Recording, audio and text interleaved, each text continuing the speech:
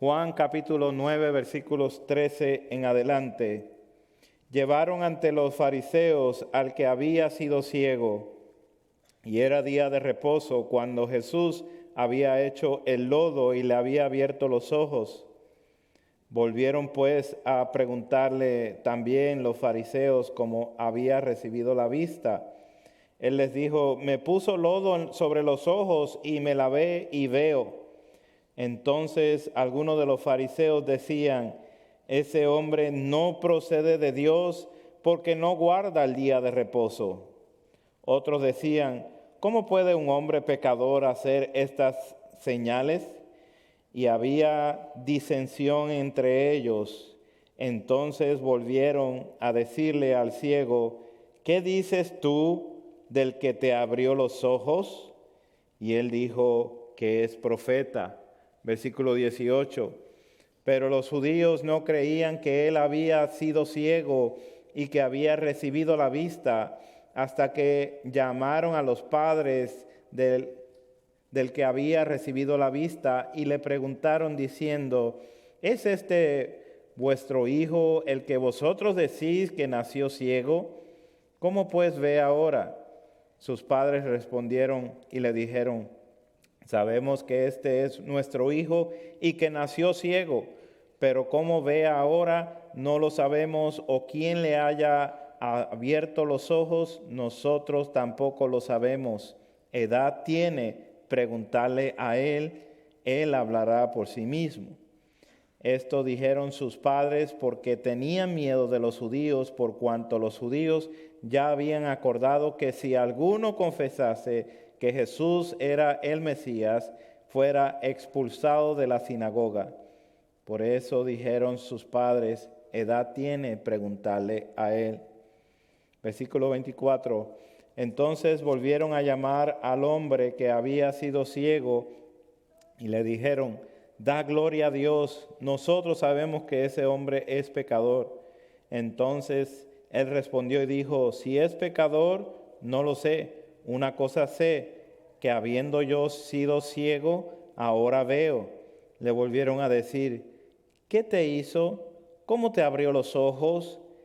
Él les respondió: ya los he dicho y no habéis querido oír.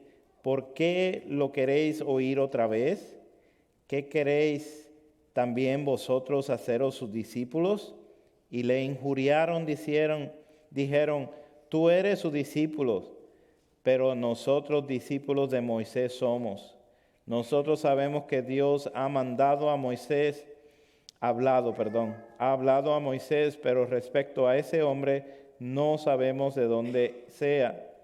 Respondió el hombre y le dijo: pues esto es lo maravilloso, que vosotros no sepáis de dónde sea, y a mí me abrió los ojos. Y sabemos que Dios no oye a los pecadores, pero si alguno es temeroso de Dios y hace su voluntad, a ese oye. Desde el principio no se ha oído decir que alguno abriese los ojos a uno que nació ciego. Si éste no viniera de Dios, nada podría hacer. Respondieron y le dijeron: tú naciste del todo en pecado y nos enseñas a nosotros. Y le expulsaron. Palabra de Dios. Esta es la parte número 2, el milagro revelador. Hoy vamos a ver 3 perspectivas de cómo el milagro revela la incredulidad humana. El incrédulo procura ver la realidad desde su perspectiva religiosa. El incrédulo rechaza los hechos presentados. El incrédulo es egocéntrico, prioriza su propia razón. Este milagro en particular no solo muestra el poder divino, la autoridad de autentificar al Hijo de Dios, como vimos la semana pasada, sino que expone la incredulidad del ser humano y la manifiesta en 3 maneras. El incrédulo procura ver la realidad desde su perspectiva religiosa, desde su perspectiva de sistema de creencias. El incrédulo se empeña en observar la realidad a través del lente de su propia religión. No busca la realidad objetivamente, no busca entender objetivamente cuál es la verdad, sino que filtra los acontecimientos para que encajen en su marco de creencias. El incrédulo rechaza los hechos aún ante la evidencia irrefutable que se le presenta en este pasaje. El incrédulo muestra una resistencia activa a aceptar los hechos. Incluso cuando los testimonios son claros y directos, el incrédulo elige negar lo que es obvio. Esta negación no surge de falta de información, sino de una voluntad decidida a no creer. No cree no porque sea ignorante, no cree porque ha decidido no creer. Tercero, el incrédulo es egocéntrico. Prioriza su propia razón. En el fondo, la incredulidad es egocéntrica. El incrédulo prioriza su propia razón, su propio sistema de creencia, su propia autonomía por encima de cualquier revelación de Dios. Demuestra una firme determinación basada en su sistema de creencias y su voluntad propia de no creer a pesar de los hechos, de permanecer en su propia ceguera, eligiendo deliberadamente ignorar la luz que el milagro le ofrece, prefiriendo su propia oscuridad antes que rendirse a la verdad que desafía su control o su comprensión. Estas son las tres maneras que se revelan aquí, y vamos a ver cada una en nuestro pasaje. El incrédulo procura ver la realidad desde su perspectiva religiosa. Los vecinos llevaron al que fue ciego con los fariseos, ahora agregando un dato nuevo a lo que había ocurrido en el día que Jesús hizo este milagro. Lo hizo el día de reposo. Y esto trae todo un contexto nuevo a esta historia. Jesús volvió a quebrantar las reglas del día de reposo según los judíos, y ahora van a tratar de desacreditar el milagro y al que hizo el milagro, trayendo a juicio delante de los fariseos. La revelación de la semana pasada fue que este milagro está exponiendo el propósito de la ceguera de este hombre, que es para la gloria de Dios, el poder sanador de Cristo que se extiende ilimitadamente y el asombro que causó en todas las personas ese milagro. Y ahora está revelando el corazón incrédulo. Bajo la interrogación de los fariseos está la idea de que algo malo hizo Jesús. O es un fraude lo que hizo, o lo que hizo, pero lo hizo en el día de reposo, por ende es un pecador. No está siguiendo las reglas. Es necesario que notemos que el que fue ciego está siendo más conciso con sus palabras. Versículo 15 dice: me puso lodo sobre los ojos, me lavé y veo. dando a entender de que estaba en una especie de juicio informal y que sus palabras deberían de tener mucho cuidado en lo que decía. Como resultado del juicio vienen varias acusaciones y una de ellas la vemos en el versículo 16. Ese hombre no procede de Dios porque no guarda el día de reposo.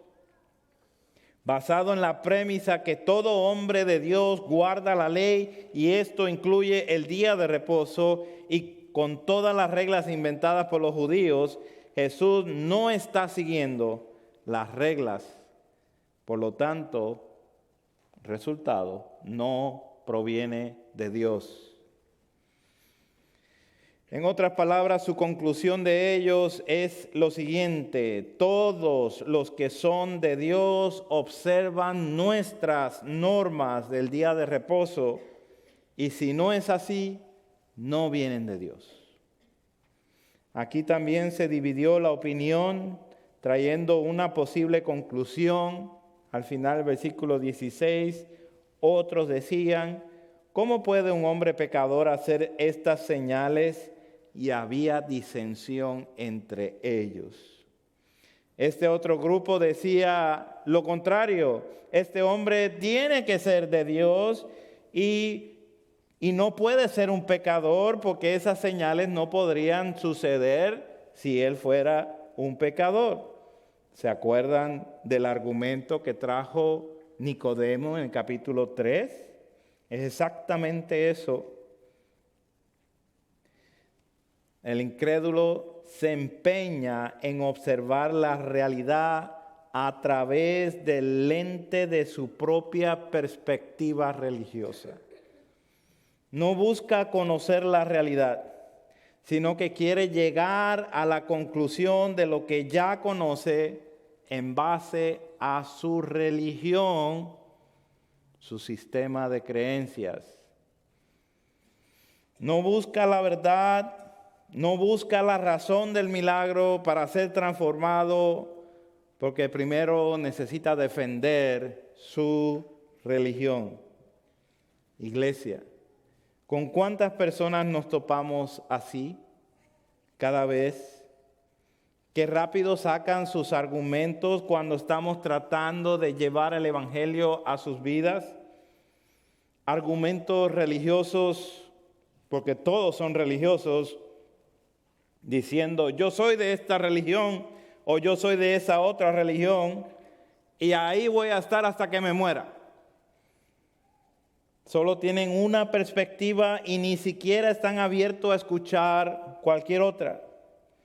Recordemos que el incrédulo es así. Está fascinado con su religión que ya adoptaron y se quieren quedar ahí. Recordemos que es el incrédulo fascinado con esa religión, cualquiera que sea, y honestamente a muchos de ellos les fascina que le hablemos de Dios como un tipo de amuleto, como algo bueno para la suerte. Aún dicen buscamos de Dios.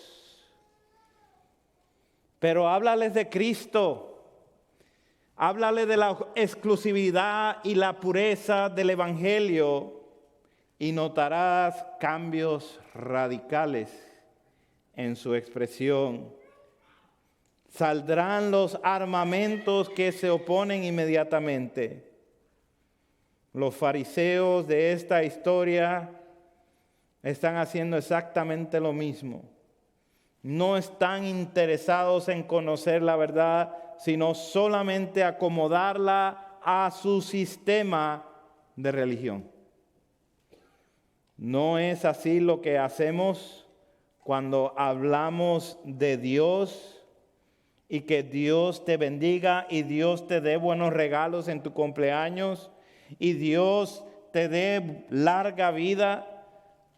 Pero nunca estamos relacionando esos deseos con Cristo. Nuestro mundo inmediato está engañado con la supuesta existencia de un Dios que solamente quiere que los menciones de cada rato y que te portes bien sin ninguna relación o compromiso a Cristo. De la misma manera que están viendo este milagro o supuesto milagro, desacreditando a Cristo, desconectando a Cristo del milagro. No es de nosotros desconectar a Dios de Cristo. El milagro más grande que puedas recibir no se trata de esta vida. No se trata de los próximos 50 años que puedas vivir, sino de la eternidad, de la vida eterna. El milagro de la vida eterna se basa en tu lealtad a Cristo, el que murió y resucitó en tu lugar, en acomodar toda tu vida para sus propósitos de Él, en vivir para la expansión de su reino aquí en la tierra, en estar dándolo a conocer a Él, a Cristo, al que te salvó, al que dio su vida por ti, al que murió y resucitó de entre los muertos para que seas justificado. Ese es el Cristo de Dios en relación eterna al Padre, en relación eterna al Espíritu Santo, quien Dios envió por amor para que todo aquel que en Él cree no se pierda, mas tenga vida eterna. Y este es el propósito de la ceguera de nacimiento.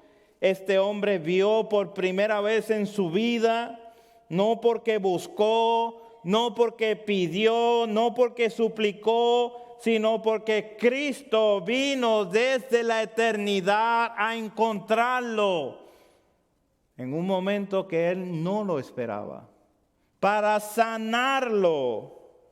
Y ahora lo vemos siendo enjuiciado por los fariseos.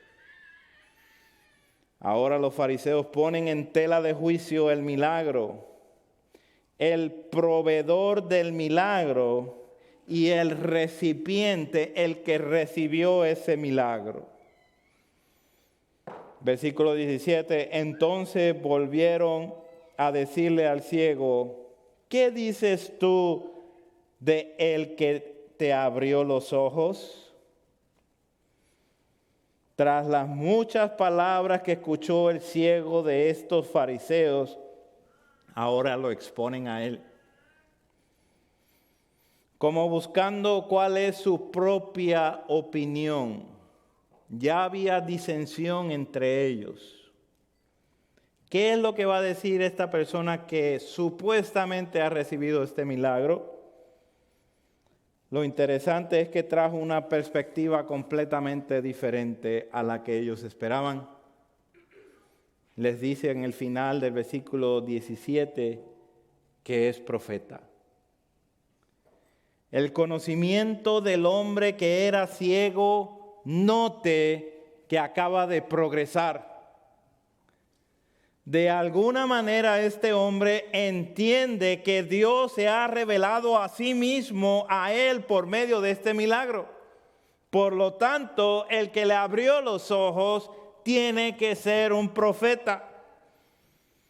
Mientras Juan expone la oscuridad de la ceguera espiritual del corazón religioso, a la misma vez nos da un rayo de luz del que había recibido la vista por primera vez, está reconociendo a Jesús como profeta. Y esto es fe en progreso. Estamos viendo cómo está creciendo hacia la fe. No tuvo miedo en contestarle a los fariseos y contestó acertadamente, correctamente. Es profeta. El profeta que revela la voluntad de Dios es el enviado de Dios para hacer las obras de Dios. Punto número 2, el incrédulo rechaza los hechos. La luz de creer de parte del ciego en el versículo 18 es contrastada con los judíos, pero los judíos no creían que el que había sido ciego, que él había sido ciego, y que había recibido la vista hasta que llamaron a los padres del que había recibido la vista. Quienes no pueden soportar el resplandor de la luz que ilumina, hace todo lo posible por ocultarla.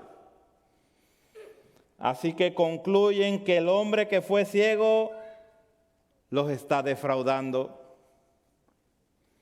Si este hombre fue ciego de nacimiento y ahora ve, entonces sus padres tienen que dar testimonio de esto.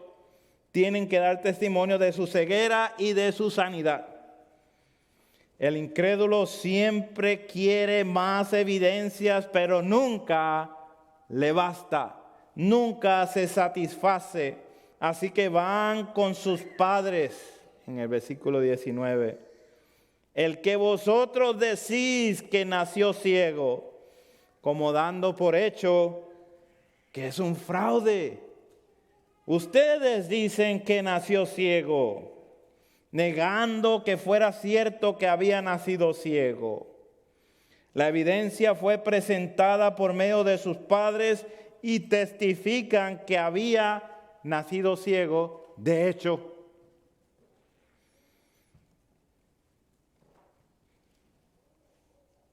¿les aclaró el problema? No. ¿Trajo los hechos? Sí. Pero no les aclaró el problema. Note que dijeron en el versículo 21 dos formas de no querer entrar en el conflicto, aún los padres de este joven, de este hombre. Dice el versículo 21, pero como vea ahora, no lo sabemos, o quien le haya abierto los ojos, tampoco sabemos. Sí nació ciego, sí damos testimonio de eso, pero ¿qué pasó allá donde se encontró con aquel señor? Nosotros no sabemos. Por implicación que los judíos habían preguntado, el que vosotros decís que nació ciego, estos padres habían estado participando de la propaganda de que su hijo había estado ciego y ahora estaba sano. ¿Y cómo no van a saber los detalles del milagro? Si este es su hijo de ellos, que sufrieron toda su vida sabiendo que era ciego y que ahora puede ver. Sencillamente no estaban dispuestos a entrar en conflicto con los judíos. Versículo 22 nos lo dice claramente. Esto dijeron sus padres porque tenían miedo de los judíos. Por miedo de ellos no dieron respuesta completa y prefirieron mentir. No sabemos. Por cuanto los judíos ya habían acordado que si alguno confesase que Jesús era el Mesías, fuera expulsado de la sinagoga. Por eso dijeron sus padres, ¿edad tiene? Preguntarle a él. Dice William Hendrickson en su comentario de este texto, el que era expulsado de la sinagoga quedaba virtualmente excluido de la vida religiosa, social de Israel. Desde cualquier punto de vista social, económico, religioso, los resultados de ser expulsado de una sinagoga era espantoso. Así que los padres de este hombre se cuidaron muy bien de lo que podía pasarles al ser expulsados. Aún los padres de este hombre demostraron su incredulidad cuando su confort fue amenazado por ser expulsado de la sinagoga, pero no confesaron que Jesús le había sanado a su hijo. No lo quisieron hacer. Aún ante la evidencia irrefutable, el incrédulo muestra una resistencia activa a aceptar los hechos. Ya los padres dijeron, nació ciego. Entonces ellos dicen, versículo 24, volvieron a llamar al hombre que había sido ciego y le dijeron, da gloria a Dios. Nosotros sabemos que ese hombre es pecador. Rehusaron aceptar los testimonios del milagro, evitando ver lo obvio. ¿Quién hizo el milagro? Viene de Dios. Ellos insisten que Jesús es un pecador. Ese es el marco de creencia. Esto viene de una voluntad decidida a no creer, de una depravación total. Por esto lo llaman otra vez para que dé gloria a Dios, pero que no le dé el mérito al hombre que le puso lodo en sus ojos para sanarlo. Da gloria a Dios. No te preocupes de Cristo. No te preocupes por Jesús. No estés con ese fanatismo por esa persona. Da gloria a Dios y desconecta a Cristo de Dios. Qué terrible. Desconectando a Jesús de Dios y de haber tenido la autoridad para sanar a un ciego. La idea es intencional. Olvídate de ese hombre que te puso lodo en los ojos. Mas, sin embargo, el que fue ciego no se dejó persuadir por ellos, sino que le enfrentó diciendo, si es pecador, en versículo 25, no lo sé. Una cosa sé, que habiendo yo sido ciego, ahora veo. El que fue ciego les vuelve a poner el testimonio innegable, como diciendo, ustedes tienen una opinión, pero yo tengo una realidad que no se puede negar. Yo era ciego y ahora veo. Y el necio corazón del incrédulo vuelve a preguntar, véalo ahí, hermano, el versículo 26, ¿qué te hizo? ¿Cómo te abrió los ojos? ¿Cuántas veces y de cuántas maneras hay que repetir lo mismo que este hombre les reprocha su incredulidad? En el versículo 27, ya os lo he dicho y no habéis querido oír. ¿Por qué lo quieres oír otra vez? ¿Cuál es la idea de repetírtelo? No quieren oír la verdad, pero quieren oírla otra vez. Y añade el que fue ciego, ¿queréis vosotros, también vosotros, haceros sus discípulos?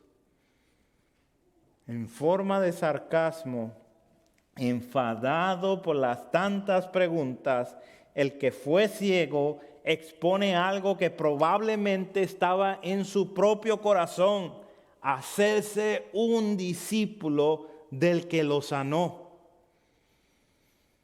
En cuanto los fariseos en vano han recibido su testimonio, no le creyeron al ciego, no le creyeron a sus padres, Y todo porque no pueden y no quieren creer que Jesús hizo el milagro, que Jesús tiene la autoridad de parte de Dios y de que Jesús viene directamente de Dios. No puede ser, por ende, no. Lo único que les interesa es cómo desacreditarlo delante de todos, a pesar de las evidencias. Punto número 3, el incrédulo es egocéntrico. Prioriza su propia razón. En el fondo, la incredulidad es egocéntrica, está centrada en sí mismo. El incrédulo está priorizando su propia razón, su propio sistema de creencias, quiere y desea permanecer en oscuridad, eligiendo ignorar la luz. Y esta es la condenación, dice Juan en el capítulo 3. Esta es la condenación, que la luz vino al mundo y los hombres amaron más las tinieblas que la luz. ¿Por qué? Porque sus obras son malas. Regresando a nuestro pasaje, versículo 28, y le injuriaron. ¿Qué quiere decir esto? Le insultaron y dijeron: tú eres discípulo, tú eres su discípulo, pero nosotros discípulos de Moisés somos. Cómo se mofa el incrédulo con la arrogancia y autosatisfacción que se refieren a sí mismo, discípulos de Moisés, sin saber que la ley de Moisés los juzga a ellos, y que al decirle al discípulo, a decirle al que fue ciego, tú eres discípulo de Jesús, le está diciendo lo más alto que pueda tener un ser humano, el privilegio más alto. Ellos son de Moisés, pero este hombre llamado Jesús abrió los ojos del ciego, y los fariseos ni siquiera conocen de dónde viene. Como dejándole saber: ustedes son los expertos, versículo 30, no conocen de dónde procede, y a mí me abrió los ojos. Noten que el que fue ciego los está desafiando. Ustedes se jactan de conocer a Moisés, pero este que me abrió los ojos no lo conocen. ¿Cómo puede ser posible? Y continúa en el versículo 31, y sabemos que Dios no oye a los pecadores, pero si alguno es temeroso de Dios y hace su voluntad, ese oye. ¿Acaso no es esta la posición de algunos de los fariseos? Ya vimos cuando tenían disensión. Una vez que habían concluido los fariseos, el que fue ciego les movió todo del otro lado para llevarlos a un argumento de luz, para llevarlos a donde hay claridad. Ellos estaban conformes diciendo: ese hombre no viene de Dios porque no sigue el día de reposo como ellos. Pero el que fue ciego dice: solo hay una respuesta válida, clara, concisa. Si el que me abrió los ojos no viniera de Dios, versículo 33, nada pudiera hacer. Entendiendo que el que le untó lodo en sus ojos y le sanó es más que un profeta, pues viene de Dios, procede de Dios. Y da su argumento sencillo en el versículo 32. Desde el principio no se ha oído decir que alguno abriese los ojos a uno que nació ciego. ¿Cómo pueden estar tan ciegos para no ver la realidad?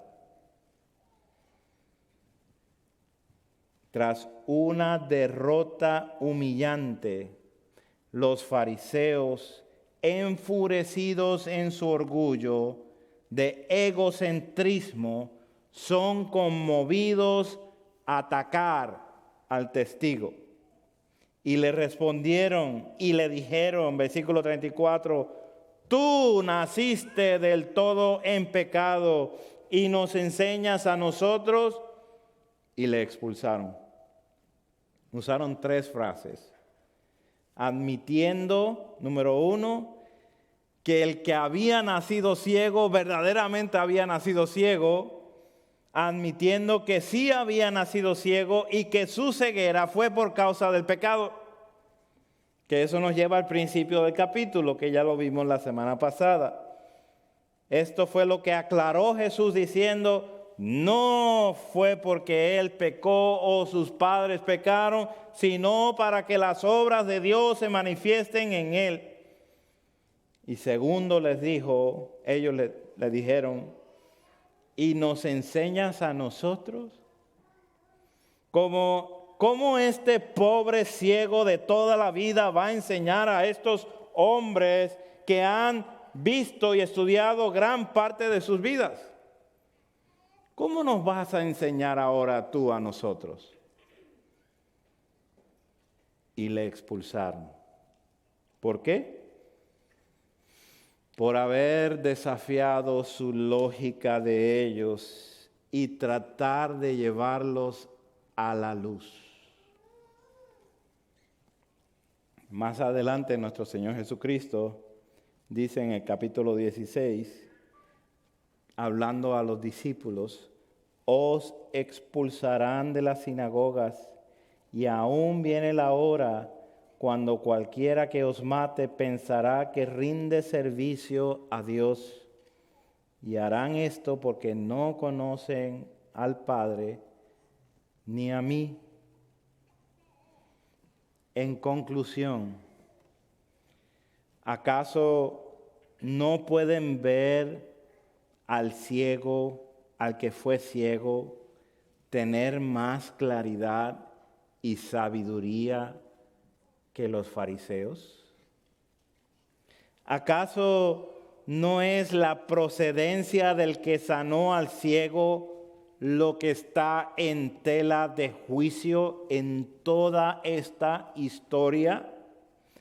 Si Jesús es el que sanó, entonces Él es el Cristo, Él es el Mesías. Pero como Jesús no cabe en el molde de ellos, entonces Jesús no puede ser el Cristo, el Mesías, y sería imposible que sanara al ciego, pues esto indicaría que procede de Dios. La ceguera de ellos ya estaba determinada. Los judíos ya habían acordado que si alguno confesare que Jesús es el Mesías, iban a ser expulsados de la sinagoga. El que fue esclavo de la oscuridad desde su nacimiento por ceguera física, ha obtenido no solo la habilidad para ver físicamente, pero para entender espiritualmente. Él dice, una cosa sé, que habiendo yo sido ciego, ahora veo. ¿Acaso no es este el propósito de este libro? Que creáis que Jesús es el Cristo, el Hijo de Dios, y para que creyendo tengas vida eterna en su nombre. Este hombre, quien apenas acaba de ser impactado por Jesús mismo, quien descendió desde los cielos para encontrarlo allí, sanarlo y darle vida en su nombre, para que las obras de Dios se manifiesten en él, ¿acaso no le costó el ser expulsado?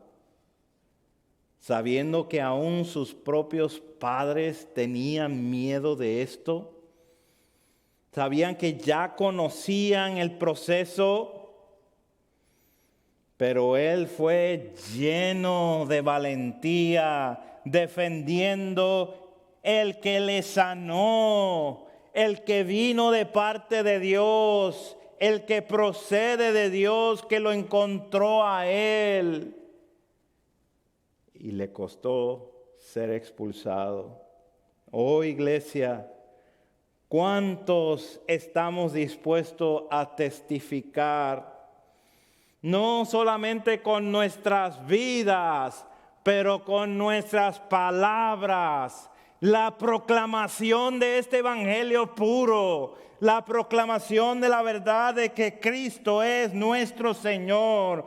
¿Cuánto estamos dispuestos a testificar ante un mundo que es incrédulo? Un mundo que se va en contra de la iglesia militante de Cristo, porque odia la luz, odia la verdad, odia la vida de Cristo.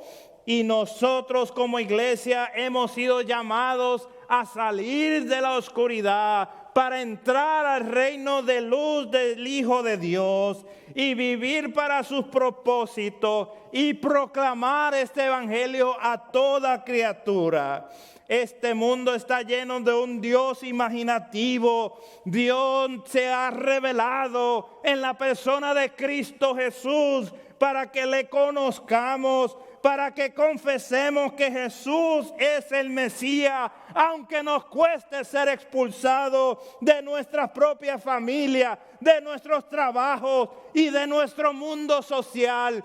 Cristo es el Señor de nuestras vidas y a Él sea nuestra lealtad, a Él sea la gloria y la honra por todos los siglos. Amén. Oremos. Padre, en esta hora, Dios Todopoderoso, cuánta gloria para tu nombre por medio de Cristo Jesús te damos. Fuente de la vida eterna, así como Cristo vino a rescatar las almas de los pecadores, compadeciéndose de ellos con ternura, que también nosotros vayamos a encontrar a los pecadores, proclamando este evangelio, enseñando para que conozcan el único verdadero Dios y a Jesucristo a quien has enviado. Que la luz que nos das brille más cada vez, brilla aún en la incredulidad de los corazones y estemos resueltos para aún ser expulsados por amor a tu nombre. Ayúdanos, Cristo, hoy con tu iglesia, para que seamos militantes, para vivir para tus propósitos, para que Cristo podamos enseñar que Cristo verdaderamente reina. Gracias por amor a tu nombre, a tu Hijo amado, nuestro Señor Jesús, en quien oramos. Amén, amén. Gracias, Señor.